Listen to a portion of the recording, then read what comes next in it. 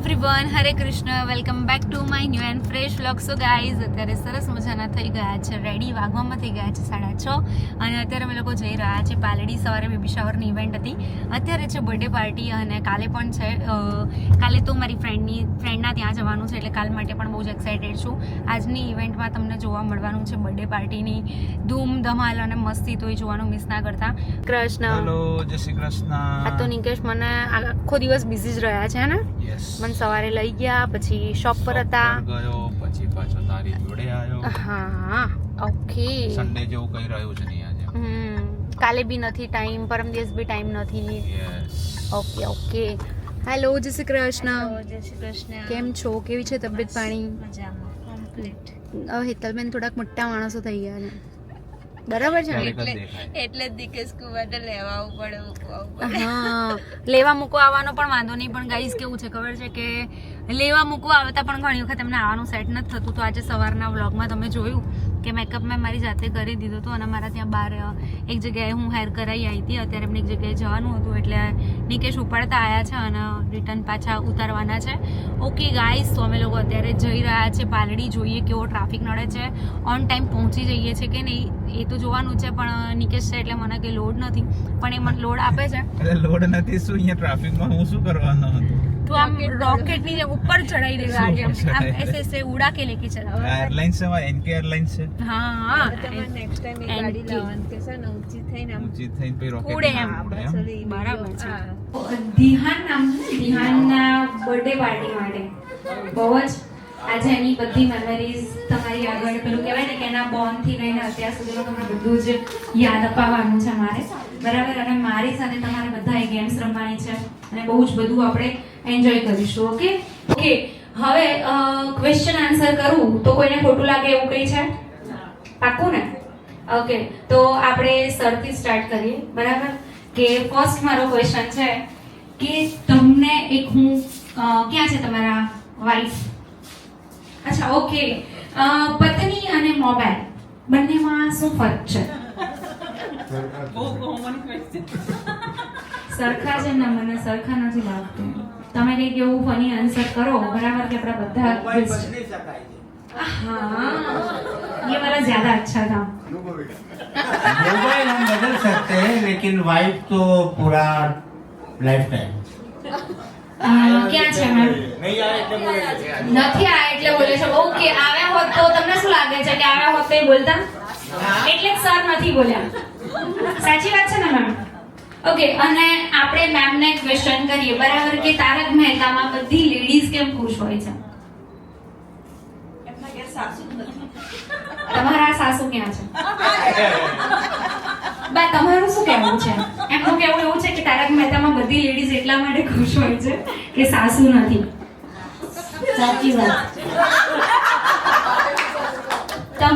તમારા સાસુ જોડેનો સંબંધ કેવો હતો? બહુ સારો હતો. તમને અત્યારે સૌથી વધારે કઈ યાદ આવતું હોય તમારા સાસુનું, તેવી કઈ વસ્તુ છે? એવું કઈ ને, સારા જ હતા એ તો એકદમ. કોઈ દિવસ એવું થયું કે ઝઘડો થયો અને તમને એવું થયું કે યાર સાસુ ના હોત તો સારું, એવું ક્યારે? ના, કોઈ દિવસ એવું ઝઘડો થતો જ નતો અમારે. અરે વાહ, જોરદાર ચાલુ થઈ જાય, બરાબર. અને બીજી એક વસ્તુ કે હું તો એવું કહું છું કે સાસુ તો હોવી જ જોઈએ, કારણ કે બોલશે ખરી પણ બોલવા નહીં દે, બરાબર છે ને? અને આપણી એક બીજી માં જ કહેવાય, બરાબર, આપણે મમ્મી કહીએ છે, કારણ કે જેટલી વસ્તુ આપણે શીખ્યા નથી હોતા ને એ બધું સાસુ શીખવાડે છે. ભલે કેવું છે ખબર છે કે નેચર અલગ છે. મમ્મી થોડું પ્રેમથી સમજાવે ને થોડા સ્ટ્રિક્ટ થઈને સમજાવે, કારણ કે એ આટલા વર્ષ વહુની પદવી ઉપર આપણે કહી શકીએ કે રહ્યા છે, તો એમને વધારે નોલેજ હોય કે લાઈફમાં શું આવવાનું છે, કઈ જગ્યાએ પ્રોબ્લેમ્સ આવવાની છે, એના માટે તમને રેડી કરે છે, બરાબર. એવી કઈ જગ્યા છે જેની નામની શરૂઆત સ્ટાર્ટિંગ ઇંગ્લિશમાં અને એન્ડ હિન્દીમાં? યસ, એક આન્સર મળી ગયો છે. બીજા કોઈને આઈડિયા ખરો? સરે આપણને ગોવાનો આન્સર આપ્યો છે, એ પણ સાચું છે, તમે જે આપ્યો છે એ પણ સાચો છે. સર, કેટલી વાર ગયા છો ગોવા? મેરિડ છો અનમેરિડ? મેમને લઈને કે મેમને લીધા વગર? ત્રણેય વખત. આહા, આવું જ જોઈએ. બરાબર છે. અને તમે મેમ ગોવા ગયા છો? સર તમને લઈને ગયા છે? દર વખત એકલા ગયા છે ક્યારે? જવા જ ના દે. ભાઈઓ એટલા માટે જ બંધ છે કે હવે મારે કઈ બોલાશે નહીં, બરાબર? પેલું એક શું કહેવાય જોક્સ છે, બરાબર, કે પત્ની આવીને એમ કે છે, અલ્યા સાંભળો છો? એટલે એમ કે અત્યાર સુધી શું કરું છું, આટલા વર્ષ સાંભળવામાં કાઢ્યા ને એટલે જ અત્યારે હું અહીંયા છું.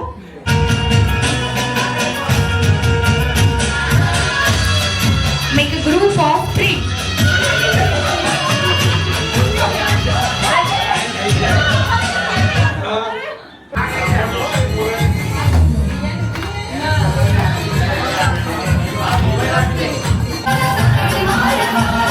Make a group of 4. કીધું ને હવે મજા આવશે. Make a group of 4. Oh shit. મેં બિચારે ના પાડી હતી કે હું કોઈને અલગ નહીં કરું, પણ થવું પડ્યું.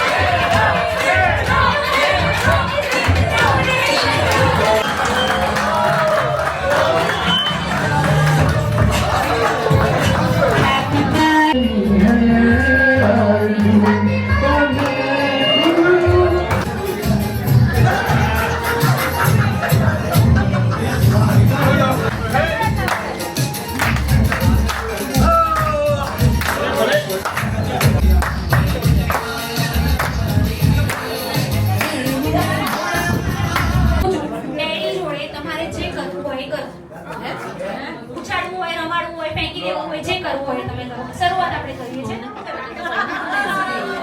મ્યુઝિક બંધ ના કોઈ ઇશ્યુ નહીં. બધાય સેમ નથી કરવાનું, સેમ નથી કરવાનું. અહીંયા તો બધા પડી અલગ સેમ ના જોઈએ. લાડ કરો. નાનું નાનું બાબુલું.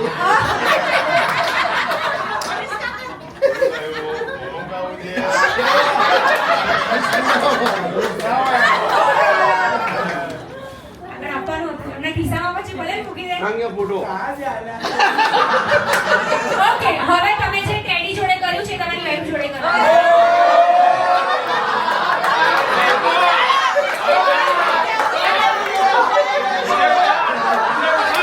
જે તમે ટેડી જોડે કર્યું છે એ તમારી વાઈફ જોડે કરવાનું છે. સર ક્યાં છે તમારા ઘરે? એમને ત્યાંથી લો અને આગળ બતાવો. જે તમે ટેડી જોડે કર્યું ને એ તમારા વાઈફ જોડે કરવાનું. છેલ્લે રાખો ને પાર્ટી પૂરી થઈ જાય. છેલ્લે રાખો ને પાર્ટી પૂરી થઈ જાય. વાત તો એમની સાચી છે કે છેલ્લે રાખો એટલે પાર્ટી પૂરી થઈ જાય. આપણે કેવું ના પડે. હવે સર તમે લોકો લાઈનમાં ઉભા રહો, 1 by 1. જે ચલો ચલો ચલો શરૂઆત કરો. ઓકે, હવે નેક્સ્ટ.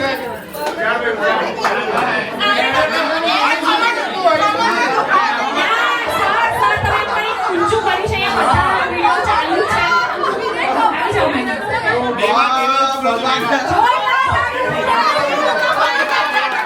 બે જણ ઉપાડો, 2 જણ.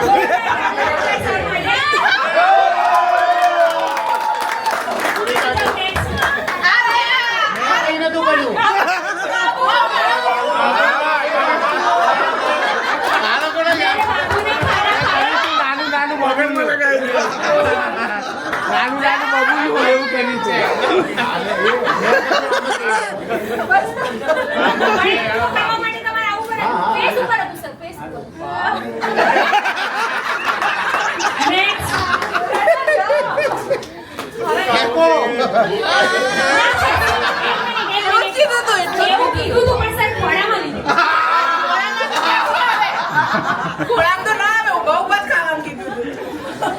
Okay next.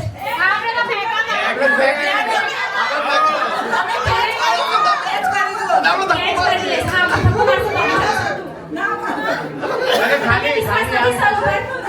ના પાડે છે સર ઉપર જરાય વિશ્વાસ નથી એક પાસે આપણે અરે પાછું આવ્યું આમ બસ સર પતી ગયું ને આપણું. તમારો વારો આવ્યો ના શું આવે તમારો હિન્દીમાં બોલાવો ટેડી બેબી પકડ્યો એટલે જ કહું છું કોઈ કેમ કરાય નહીં. કોઈ કેમ નહીં કરે વાલી વાલું કર્યું તું મારો ધક્કો ક્યાં જવું છે Okay. હવે છે ને જવાના રહેશો કપલ ડાન્સ કરાવી લઈએ સરસ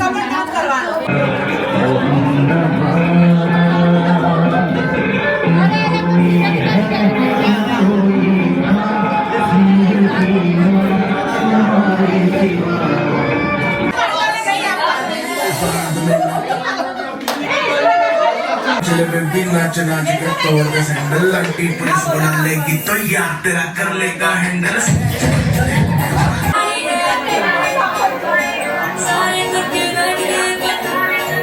બરાબર મેમનો એવો કયો ડાયલોગ જે તમને સૌથી વધારે ખટકતો એટલે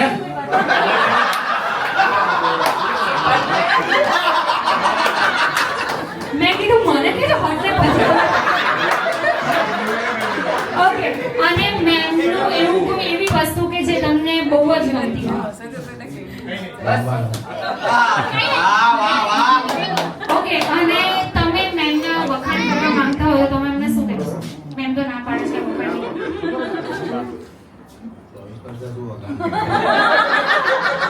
એટલે નવું નવું હોય ત્યાં સુધી વખાણ થયું હવે જ કરવા પડે યાર હવે આજે થોડું બે શબ્દોનું કહી દો મેમ માટે ગીત ગાશે ગીત आई लव यू જોરદાર સર ઓકે શું કહેવાનું છે કે ધ્યાનનો બોન થયો બરાબર ત્યારે સૌથી વધારે ભાવુક કોણ હતું કોણને ખુશીના આંસુ બહુ વધારે આવ્યા છે તમારા લોકોને ચાન્સ ઓકે નેક્સ્ટ સૌથી વધારે દિહાના ડાયપર કોણ ચેન્જ કરે છે ઓલ ટાઈમ તો હું જોઉં છું બટ જ્યારે ઘરે આવી જાય સાંજ પછી ડ્યુટી પૂરેપૂરી એમ પછી મારી જોડે નથી આવતી. અચ્છા આવતો નથી ઓકે એમની જોડે. હવે રાત્રે કદાચ એ ઉઠી જાય તો આખી રાત જાગે કોણ ઉઠી જાય તો જાગે પણ અત્યાર સુધી ઉઠ્યો નથી દિહાને જબર હા હોશિયાર ઓકે હવે સ્ટ્રિક્ટ પેરેન્ટ્સ બનવાની વાત આવે તો કોણ બને એમ છે કે મમ્મી કે પપ્પા ઓલવેઝ મમ્મી પેલું કે વેલાન લઈને પાછળ ફરે અત્યાર સુધીમાં દિહાનના સૌથી વધારે ફોટોસ કોણે ક્લિક કર્યા છે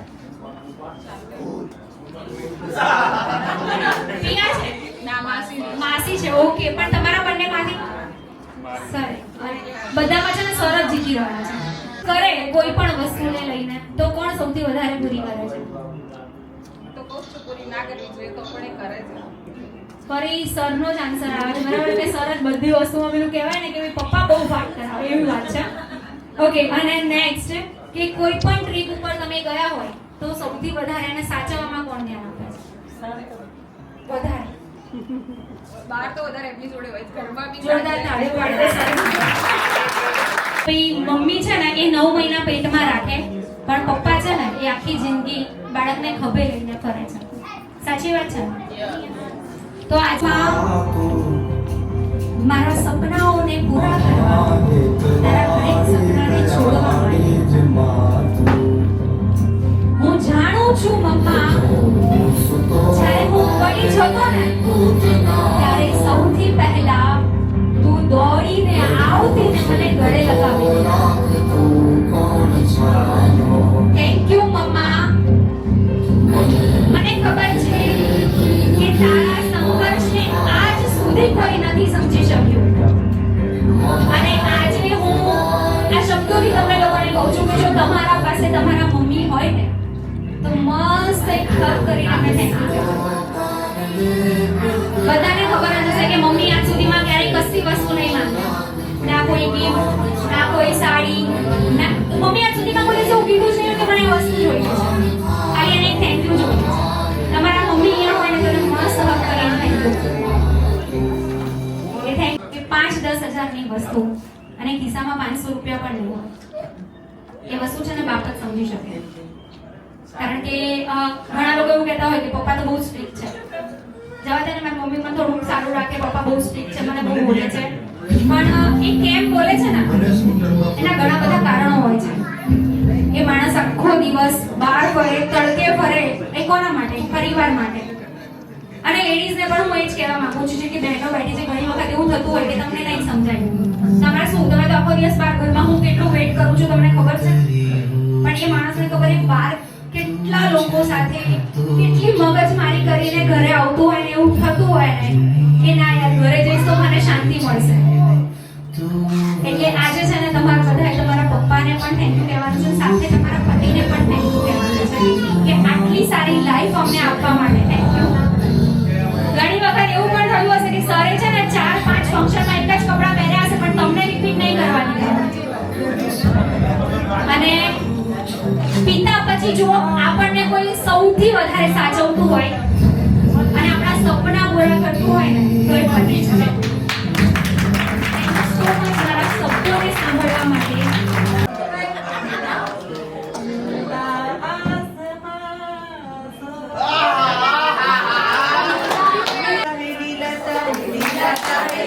इन दोनों मिला में दुनिया का क्या काम. गोर गोर मुंगले पे काला काला, गोर गोर मुंगले पे काला काला चश्मा.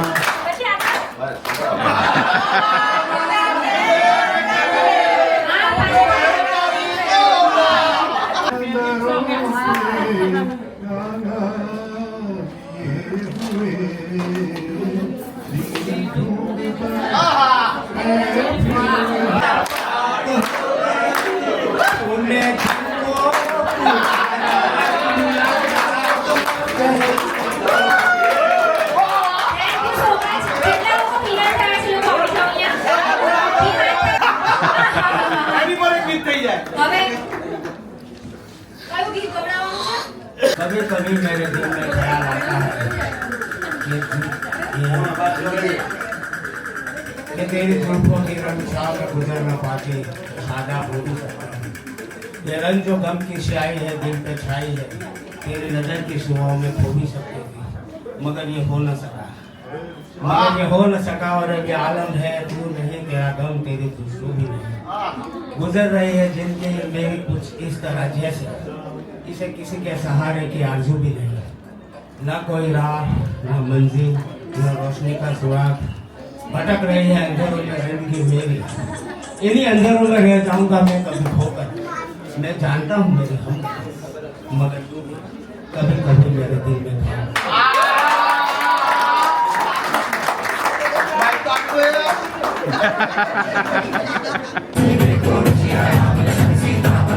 सूक्ष्म रूप धरि सियहि दिखावा, विकट रूप धरि लंक जरावा, भीम रूप धरि असुर संहारे, रामचंद्र के काज सवारे. जीवन लखन जियाए तो मंत्र विभीषण माना, लंकेश्वर भय सब जग जाना, युग सहस्त्र जो जन वर भानो, धीर उतारे सहित हृदय बसव सुर भूप.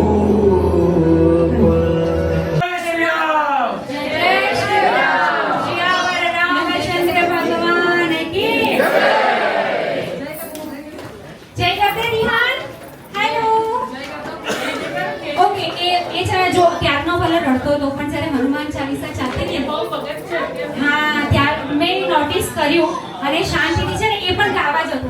Thank you so much ma'am અને સર મને ઇન્વાઇટ કરવા માટે બહુ અને બધાનો ખૂબ ખૂબ ખૂબ આભાર.